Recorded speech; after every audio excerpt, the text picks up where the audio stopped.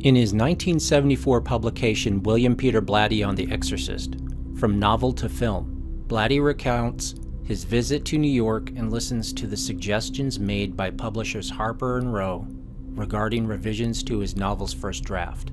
Among them was rewriting the epilogue and making occurrences in the ending less obvious, i.e., Chris realizing Karras' motives regarding his death. This original epilogue flirted with bathos, as Blatty put it.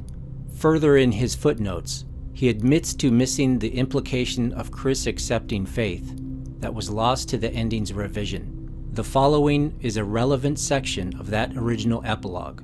Its narration was created by voice simulation, utilized to provide a sense of reality and simply done for effect. It is, in fact, not the voice of the original author. Chris went upstairs to Regan's bedroom. She looked in from the doorway and saw her standing at the window, staring out. Her hands were clasped lightly behind her back. Chris paused. She felt a twinge of worry. Slowly she moved forward to the window. There she stopped. She examined the child's face. Regan was lightly frowning as at sudden remembrance of forgotten concern. She looked up at her mother. "What happened to the man?" "The man?" Regan nodded. "The one who jumped out of the window, you know, the man in the funny black dress." Wide-eyed, Chris sagged to one knee.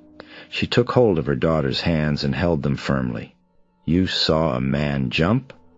Regan nodded solemnly. "Is he all right?" Chris held her breath. "Honey, tell me." She paused, controlling her voice. Can you remember what happened?" "Well, he jumped." "Honey, why? Do you know?" Regan frowned. "Do you remember why he jumped?" "Well, it's kind of, funny." Regan looked off. I think I might have dreamed it." Regan shrugged. "Well, it sort of was crazy." "Just tell me, honey. Tell me whatever you remember." "Well, the man, he was saying, talking to some animal or something." "An animal?" "Well, something." Regan bit her lip. Her brow furrowed. "He was telling it to go, like, to get out, you know? And then he said—" She paused, as if groping for the memory. "He said, if it came out, it could go inside him. And then, it seemed like it did go inside him. This animal or something. It went in him." She looked at her mother. "I think that part, I must have been dreaming, don't you think?" Chris stared numbly. "Honey? Tell me what else."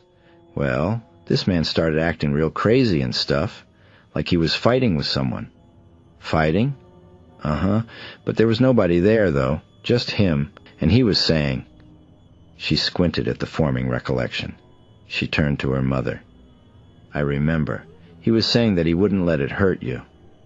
"Let it hurt me?" "Well, hit you, sort of. And me. All of us. He said he wasn't going to let it hurt us. And that's when he jumped." Regan pointed to the window. He ripped off the covering first. Then he jumped." Regan frowned. "Mother, why are you crying?" "Because I'm happy that you're well again, baby. I'm just crying because I'm happy that you're well."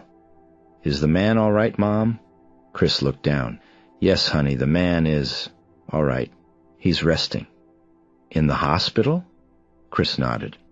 "Can we go and see him, Mom?" Chris lifted her face. The tears ran freely.